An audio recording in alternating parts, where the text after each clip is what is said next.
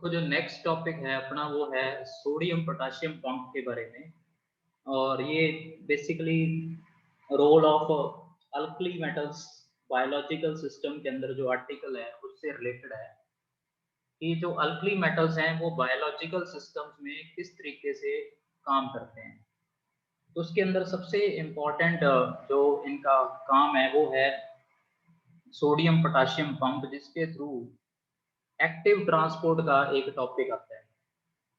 सबसे पहले इसको समझने के लिए आपको थोड़े से बेसिक्स पता होने चाहिए कि अगर हम एनिमल सेल की बात करें तो एनिमल सेल के अंदर जो एनिमल सेल की आउटर कवरिंग होती है जिसे हम बोलते हैं सेल मेम्ब्रेन, एक होती है सेल वॉल, एक होती है सेल मेम्ब्रेन। जो प्लांट सेल्स होते हैं उनमें सेल मेम्ब्रेन के बाद आपको सेल वॉल मिलेगी।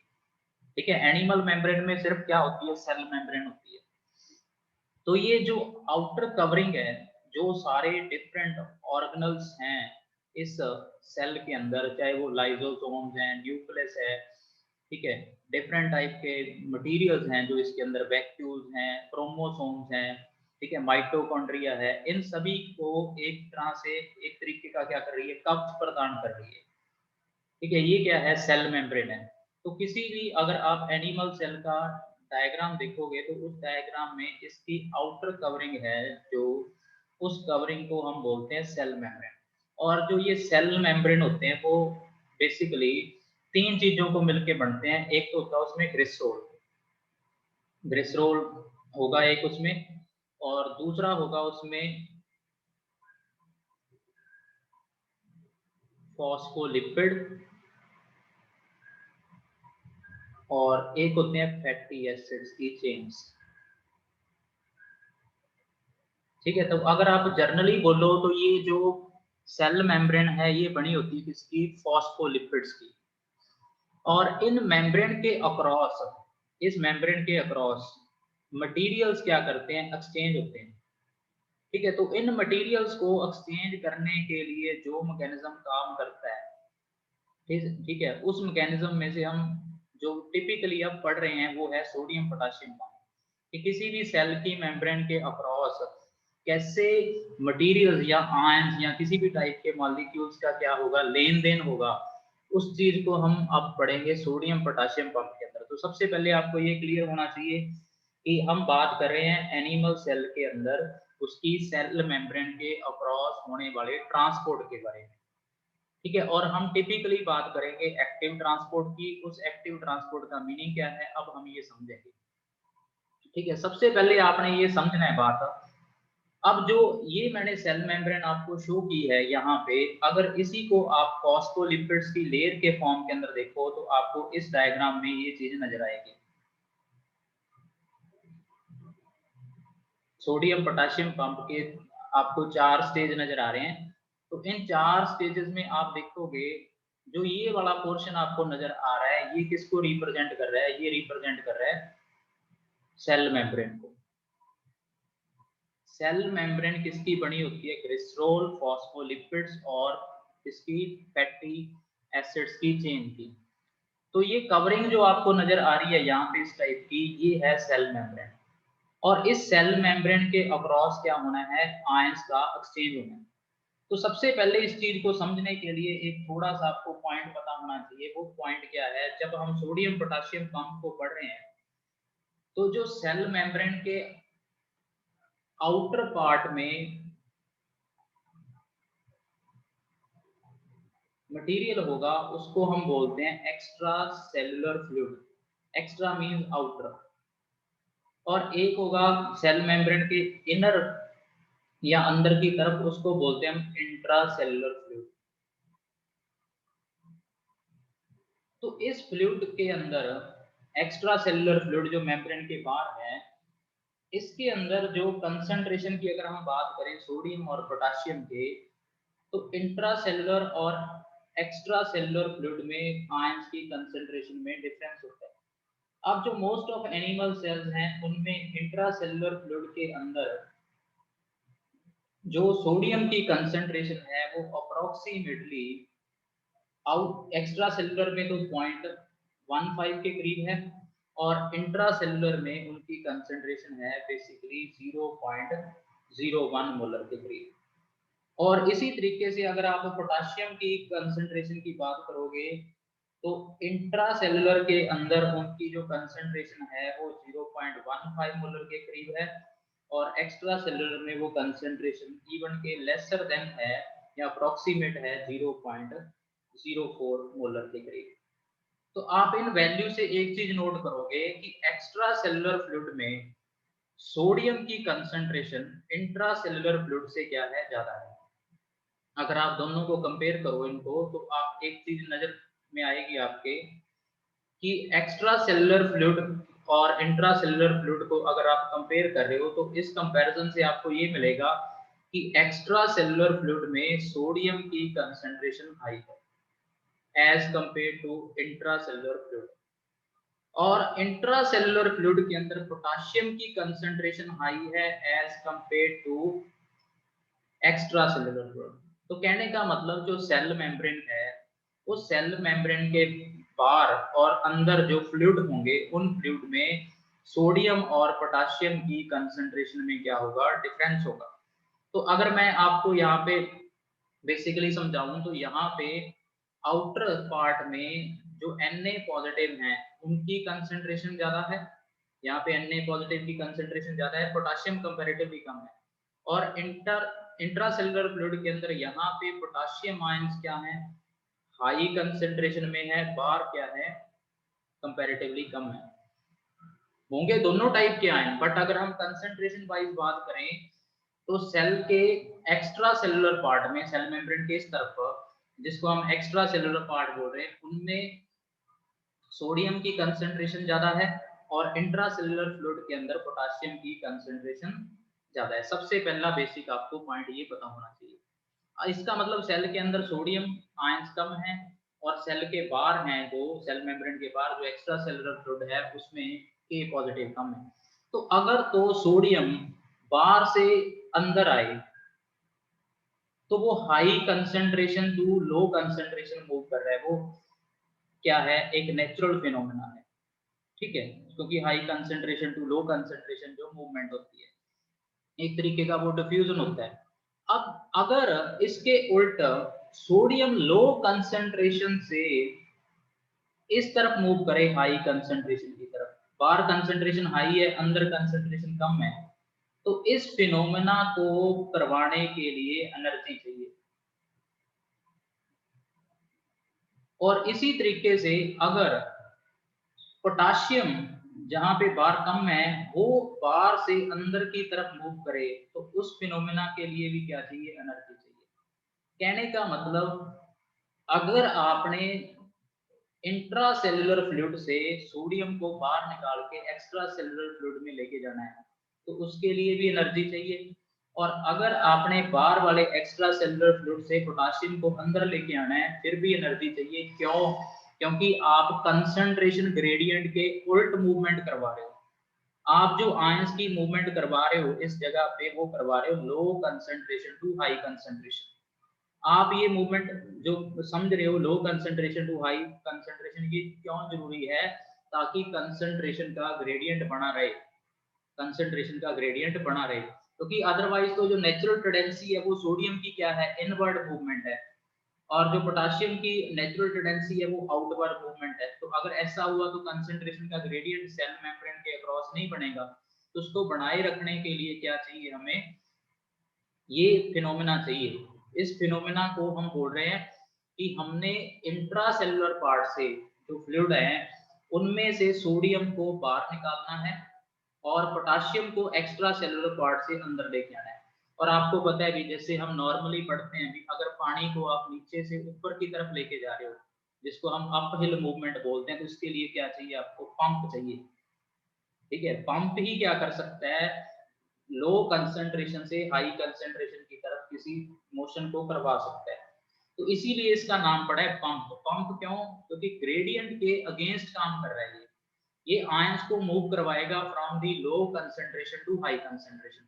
तो पहले आपके दिमाग में ये पिक्चर होनी चाहिए कि हमने जो मूवमेंट करवानी है वो कंसंट्रेशन ग्रेडियंट है जो उसके अपोजिट करानी है। सेल के वाल के जो अंदर इंट्रा सेलुलर फ्लूइड है उसमें सोडियम कम है, बाहर ज्यादा है। तो हम कह रहे हैं कि सोडियम को हम सेल के अंदर से बाहर की तरफ एक्सपेल करेंगे, बाहर निकालेंगे, तो वो low concentration to high concentration movement है। इसी तरीके से पोटाशियम एक्स्ट्रा सेलुलर फ्लूइड से मूव करवाएंगे अंदर की तरफ, तो वो क्या होगा, वो भी अगेन कंसंट्रेशन ग्रेडियंट के अपोजिट होगा। तो ये भी एक तरीके का पंप सिस्टम होगा। तो इस पंप सिस्टम के लिए क्या चाहिए, एनर्जी चाहिए। अब एनर्जी पूरे सेल के अंदर आपको पता है किस फॉर्म में स्टोर होती है, एटीपी की फॉर्म के अंदर स्टोर होती है। एटीपी का फुल फॉर्म होता है एडिनोसिन ट्राइफॉस्फेट। तो जो आपको ये डायग्राम नजर आ रहा है ये बेसिकली एक प्रोटीन है, ठीक है, जिस प्रोटीन ने क्या करना है, इस पूरी प्रोसेस को करना है। तो सेल मेम्ब्रेन जो होते हैं उनमें एक प्रोटीन पाया जाता है सेल मेम्ब्रेन के अंदर, ठीक है, जिसको बेसिकली हम एंजाइम भी कह सकते हैं, और उस एंजाइम का नाम होता है एटीपेस, ठीक है, उस एंजाइम का नाम है एटीपेस। ये एंजाइम या प्रोटीन कहाँ पे मिलता है, बेसिकली सेल जो मेम्ब्रेन्स हैं वहां पे मिलता है, और इस प्रोटीन की हेल्प से ही पूरा प्रोसेस होगा, ठीक है। अब ये करेगा क्या, बेसिकली पूरे का पूरा प्रोसेस, तो ये पंप है, ये पंप हम इसी प्रोटीन को बोल रहे हैं। इस पंप में आप देखो भी पहले क्या होगा, 3 सोडियम आयन इसके अंदर आके फिट हो जाएंगे। इसकी शेप के अंदर आप देखो 3 साइड बने हुए हैं और एक तरफ बने हुए हैं 2 साइड। तो इन 3 साइड्स के अंदर आके क्या हो जाएगा, सोडियम बाउंड हो जाएगा, क्योंकि हर एक एंजाइम के अंदर स्पेसिफिक साइट्स बने होते हैं जिन पे आके सबस्ट्रेट या रिएक्टेंट्स क्या हो जाते हैं, फिट होते हैं। तो इन 3 सोडियम ने आके इनकी साइड पे आके फिट हो जाते हैं। जैसे ही फिट होंगे, इन सोडियम को बाहर निकालने के लिए एनर्जी चाहिए, वो एनर्जी कौन देगा, एटीपी देगा। और एटीपी के पास 3 फॉस्फेट ग्रुप होते हैं, उन 3 फॉस्फेट ग्रुप में से एक फॉस्फेट ग्रुप इसके साथ जाके इस साइड पे बाउंड हो जाएगा। इस साइड पे आपको नजर आ रहा है नेक्स्ट डायग्राम में। तो जैसे ही सोडियम पोटेशियम पंप ने क्या किया, 3 सोडियम को बाइंड किया और एक किसको बाइंड किया, एटीपी को। तो इसने एटीपी को तोड़ दिया और एटीपी को बदल दिया एडीपी में। एडीपी का मतलब डाई फॉस्फेट, एडिनोसिन डाइफॉस्फेट। इसमें अब 2 फॉस्फेट ग्रुप रह गए, एक फॉस्फेट ग्रुप की एनर्जी इसको मिल गई। एनर्जी से ही ये पंप क्या करेगा, इस सोडियम को बाहर निकालेगा। तो अब ये 3 सोडियम इसके साथ क्या हो गए, बाउंड हो गए। इसकी शेप देखो, पहले यहाँ पे ओपन अप है, अब ये शेप बंद होगी तो इसकी शेप में चेंज आ गया। अब क्या करेगा, इन 3 सोडियम आयन को ये पंप इस सेल मेम्ब्रेन के अक्रॉस ले जाके बाहर मूव करवा देगा। तो 3 सोडियम क्या चले गए, इस सेल से बाहर चले गए, अगर आपको यहाँ पे नजर आ रहा हो ये चीज। और सेम टाइम पे जो ये साइड्स थी इस तरफ, आपको इनकी शेप सोडियम वाली साइड से डिफरेंट थी। इन साइड्स में अब आके जो बाहर से 2 पोटाशियम हैं वो क्या कर रहे हैं, बाउंड कर रहे हैं। और जब इसने 3 सोडियम को यहाँ पे एक्सपेल कर दिया तो बाहर से 2 पोटाशियम इसकी साइड में आके क्या रहे, ज्वाइन कर गए, और फॉस्फेट यहाँ पे बना रहा। और जो पोटाशियम बाउंड किए हैं उनको ये पंप क्या करेगा, बाहर से अंदर की तरफ मूव करा देगा। तो यहाँ पे शेप में अगेन चेंज आएगा, ये ओपन अप हो जाएगा और 2 पोटाशियम आके इंट्रासेलुलर फ्लूइड के अंदर आ जाएंगे और आपका फॉस्फेट भी क्या हो जाएगा, रिलीज हो जाएगा। तो अगर आप पूरी प्रोसेस को देखो तो स्टार्टिंग से लेके एंड तक आपको क्या मिल रहा है, पहले स्टेप में क्या किया, सोडियम पोटेशियम पंप जो कि एक प्रोटीन है, इसने क्या किया, 3 सोडियम आयन को बाइंड किया अपने साथ, और बाइंड करके एक एटीपी के मॉलिक्यूल से फॉस्फेट ग्रुप ले लिया। एटीपी जब टूटा तो उसके कारण शेप जो चैनल की थी वो बदल गई, यहाँ पे देखो क्लोजिंग होगी, ठीक है। और शेप बदलने के बाद इसने सोडियम आयंस को क्या किया, ड्राइव किया किसके थ्रू, चैनल के थ्रू। और ये सोडियम आयंस को क्या कर रहा है, एक्सपेल कर रहा है और बाहर ले जाके इसने छोड़ दिया। अब क्या होगा, जो नई टाइप की शेप थी इस तरह आपको नजर आ रही थी इस तरफ, इस साइड पे आके पोटाशियम क्या हो गए, बाइंड हो गए, ठीक है। और इस नई शेप में पोटाशियम का बाइंड होना अलाउ हो गया, और अलाउ होते ही फॉस्फेट ग्रुप तो है ही साथ में, तो ये जब बाद में बाइंड होने के बाद इनको ये सेल के इंट्रा सेलुलर फ्लूइड में क्या कर देगा, रिलीज कर देगा। तो आप पूरी प्रोसेस में देखोगे क्या हो रहा है कि एक साइकिल में, जब भी एक साइकिल काम करेगा तो 3 सोडियम आयन सेल से एक्सपेल हो जाएंगे, बाहर चले जाएंगे सेल मेम्ब्रेन के अक्रॉस, और 2 पोटाशियम का क्या होगा, इनटेक होगा। तो इस फिनोमेना को हम बोलते हैं सोडियम पोटाशियम पंप। इस पंप की वजह से ही सेल में कंसंट्रेशन ग्रेडियंट बना रहेगा, अदरवाइज कंसंट्रेशन ग्रेडियंट नहीं बना रह सकता, क्योंकि अदरवाइज तो सोडियम की टेंडेंसी है अंदर मूव करने की और पोटाशियम की टेंडेंसी है बाहर मूव करने की। तो कंसंट्रेशन का ग्रेडियंट बनाए रखने के लिए सेल को क्या जरूरत है कि वो एक्टिवली मींस एनर्जी का यूज करके सोडियम आयंस को एक्सपेल करे और पोटाशियम आयन को क्या करे, इनटेक करे।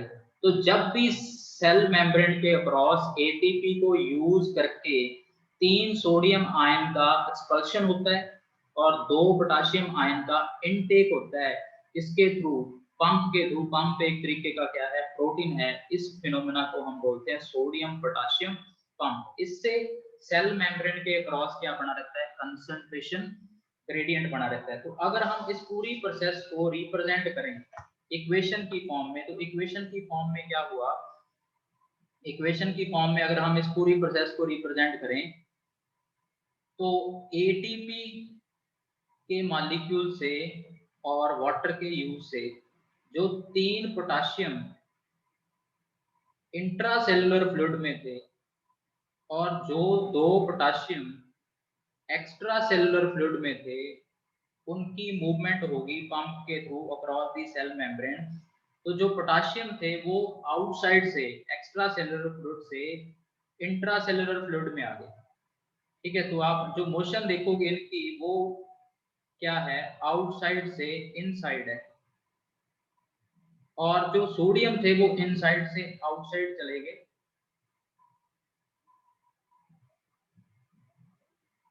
ठीक है, प्लस जो एटीपी था आपका वो किस में चेंज हो गया, एडीपी में चेंज हो गया, और जो एक फॉस्फेट ग्रुप है वो डाई हाइड्रोजन फॉस्फेट की फॉर्म में क्या हो गया, रिलीज हो गया। तो ये पूरी प्रोसेस थी, एटीपी एडीपी में कन्वर्ट हो गया, और एक साइकिल में क्या हुआ, 3 सोडियम का एक्सपल्शन हो गया एक्टिवली और 2 पोटाशियम का इनटेक हो गया। तो इसकी वजह से कंसंट्रेशन ग्रेडियंट बनेगा और बना रहेगा, और जिसके थ्रू क्या करते हैं, सेल मेम्ब्रेन के क्रॉस डिफरेंट टाइप के मटेरियल्स की क्या होती है, मूवमेंट होती है। अब दूसरी बात क्या है, अब आप देखोगे कि जो मूवमेंट हो रही है, अगर मैं इसको इंटीरियर और एक्सटीरियर पार्ट के थ्रू आपको शो करूं, तो ये आपकी सेल मेम्ब्रेन थी। सेल मेम्ब्रेन के अक्रॉस जब 3 सोडियम आयन एक्सपेल हुए और 2 पोटाशियम का इनटेक हुआ, तो नेचुरली ये चार्ज का डिफरेंस आएगा। ठीक है, क्योंकि चार्ज डिफरेंटली मूव कर रहे हैं, 3 सोडियम आयन एक्सपेल हो रहे हैं और 2 पोटाशियम आयन क्या हो रहे हैं, इनटेक हो रहे हैं। तो चार्ज का क्या है, बेसिकली डिफरेंस है। इस वजह से मेम्ब्रेन के इंटीरियर पे क्या होगा, नेगेटिव चार्ज बिल्टअप हो जाएगा, और एक्सटीरियर पार्ट पे पॉजिटिव चार्ज डेवलप हो जाएगा। तो ना सिर्फ इसकी वजह से कंसंट्रेशन ग्रेडियंट बन रहा है, क्या डेवलप हो रहे हैं, चार्ज डेवलप हो रहे हैं, और इस चार्ज की वजह से क्या क्रिएट होगा, पोटेंशियल डिफरेंस क्रिएट होगा। और आपको पता है भी बॉडी के अंदर जो मैसेज कन्वे करने का काम करते हैं वो करते हैं न्यूरॉन्स, और बॉडी के एक पार्ट से दूसरे पार्ट में जो मैसेज है वो इतनी जल्दी ट्रेवल करता है, वो किनकी वजह से, न्यूरॉन्स की वजह से। तो ब्रेन के अंदर जो सेल्स हैं उनकी मेम्ब्रेन्स पे क्या डेवलप होता है, पोटेंशियल डिफरेंस डेवलप होता है, किसकी वजह से, सोडियम पोटाशियम पंप की वजह से, जिसकी वजह से नर्व सिग्नल्स क्या करते हैं, मूव करते हैं। तो जो मैसेज जाते हैं बॉडी के एक पार्ट से दूसरे पार्ट के अंदर, उनमें ब्रेन सेल्स में यही काम करता है, कौन, सोडियम पोटाशियम पंप। ना सिर्फ इसमें कंसंट्रेशन ग्रेडियंट है, साथ ही साथ पोटेंशियल डिफरेंस है। तो कई बार आपको क्वेश्चन पूछ लेते हैं अभी, sodium potassium pump is electrogenic in nature. Sodium potassium pump is electrogenic in nature. Electrogenic का मतलब होगा चार्ज, जेनिक मीन पैदा करने वाला। ठीक है, तो सोडियम पोटाशियम पंप में क्या हो रहा है, ट्रांसपोर्ट हो रहा है, और ट्रांसपोर्ट में देखो भी आपने इक्वेशन देख ली। अब इक्वेशन का नेट रिजल्ट क्या है आपके पास, नेट रिजल्ट ये है कि movement of 1 positive charge net result, क्योंकि 2 पॉजिटिव चार्ज अंदर मूव किए हैं, 3 पॉजिटिव चार्ज बाहर मूव किए हैं, तो net 1 positive charge outward move कर रहा है पर साइकिल। इस वजह से हम इस साइकिल को बोलते हैं इलेक्ट्रोजेनिक साइकिल। तो जब भी आपको क्वेश्चन पूछा जाए sodium potassium pump is electrogenic in nature, तो आप कैसे एक्सप्लेन करोगे इसको? एक्सप्लेन करने के लिए आपने क्या करना है, इक्वेशन देनी है ये, और उस इक्वेशन के बाद आपने नेट रिजल्ट में बताना है कि इस पूरी प्रोसेस में क्या हो रहा है, मूव हो रहा है 1 पॉजिटिव चार्ज आउटवर्ड पर साइकिल, इसकी वजह से sodium potassium pump electrogenic in nature है। तो ये आपने एक्सप्लेनेशन देनी है और आपने इसका बेसिक कंसेप्ट इस तरीके से क्या करना है, एक्सप्लेन करना है। तो ये पूरे का पूरा जो टॉपिक था इसमें एक्टिव ट्रांसपोर्ट हो रहा था। एक्टिव ट्रांसपोर्ट मैंने आपको पहले बता दिया। एक्टिव ट्रांसपोर्ट का मतलब है जब भी movement opposite to the concentration gradient होगी। तो एक्टिव ट्रांसपोर्ट क्या होता है, एक एनर्जी रिक्वायरिंग प्रोसेस होती है, क्योंकि इसमें एटीपी यूज हो रही है और एटीपी यूज करके हम पंपिंग कर रहे हैं मॉलिक्यूल्स की। पंपिंग कहां से कर रहे हैं, लो कंसंट्रेशन से हाई कंसंट्रेशन की तरफ, और आयंस मेम्ब्रेन के अक्रॉस अप हिल मूव कर रहे हैं। अप हिल मतलब लो से हाई, इसको बोलेंगे अप हिल। डाउन हिल का मतलब होता है ऊपर से नीचे की तरफ आना, against the concentration gradient. Gradient के उल्टा, हाई से लो मूवमेंट नहीं हो रही, लो से हाई मूवमेंट हो रही है। तो इसके लिए एक कैरियर प्रोटीन चाहिए जिसको हम बार बार बोल रहे हैं पंप, वो काम करता है वो ATPase. In active transport, as a carrier protein are used to move material against their concentration gradient. These proteins are known as a pumps. इनको हम pumps बोलते हैं। As in other types of cellular activities, ATP जो energy supply करता है active transport के लिए, वही चीज यहाँ पे होगी। तो ट्रांसपोर्ट के कारण क्या होगा, एटीपी से फॉस्फेट ग्रुप निकलेगा, वो एटीपी में चेंज हो जाएगा, जिसकी वजह से कैरियर प्रोटीन को अपनी शेप चेंज करने का मौका मिलेगा और इस शेप के थ्रू ही वो आयंस को क्या करेगा, मेम्ब्रेन के अक्रॉस मूव करवाएगा, जो मैंने इस डायग्राम में एक्सप्लेन किया है। तो इस डायग्राम के थ्रू आपने पूरे सोडियम पोटेशियम पंप को क्या करना है, एक्सप्लेन करना है। सबसे पहले जो पंप है वो सेल मेम्ब्रेन में पाया जाएगा। मेम्ब्रेन किसकी बनी होती है, फॉस्फोलिपिड्स की, तो ये मेम्ब्रेन को रिप्रेजेंट करें।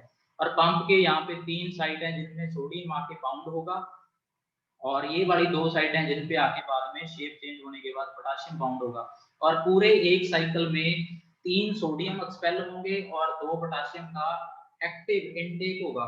तो इस पूरी प्रोसेस को हम बोलते हैं सोडियम पोटेशियम पंप। इसकी हेल्प से क्या होता है, सेल मेम्ब्रेन के अक्रॉस क्या बना रहता है, कंसंट्रेशन का डिफरेंस बना रहता है, और इस डिफरेंस की वजह से डिफरेंट टाइप के मटेरियल्स की मूवमेंट होगी। दूसरा, ब्रेन सेल्स की हमने बात की, इसकी वजह से मेम्ब्रेन के inner side negative charge develop होगा और outer side positive charge develop होगा, जिसकी वजह से क्या होगा, एक तरीके का पोटेंशियल डिफरेंस क्रिएट होगा, जिसकी वजह से नर्व सिग्नल को मूव करवाने में हेल्प मिलेगी। इसी तरीके से हार्ट और किडनीज में भी सोडियम पोटेशियम पंप का क्या रहता है, रोल रहता है। तो जितने भी सेल मेम्ब्रेन्स हैं उनके across sodium potassium pump concentration gradient, जिसको हम केमिकल कंसंट्रेशन ग्रेडियंट बोल सकते हैं, और एक इलेक्ट्रिक मींस पोटेंशियल ग्रेडियंट बनाने में हेल्प करता है, जिसके थ्रू आयंस की क्या होती है या डिफरेंट टाइप के मटेरियल्स की मूवमेंट होती है। इसी तरीके से नर्व सिग्नल्स का केस आ जाता है। तो ये सारा जो सेल मेम्ब्रेन्स के अक्रॉस फिनोमेना होते हैं उनमें मेजर रोल किसका रहता है, सोडियम पोटेशियम पंप का। तो ये हमने पूरा डिटेल में सोडियम पोटेशियम पंप के बारे में डिस्कस किया था।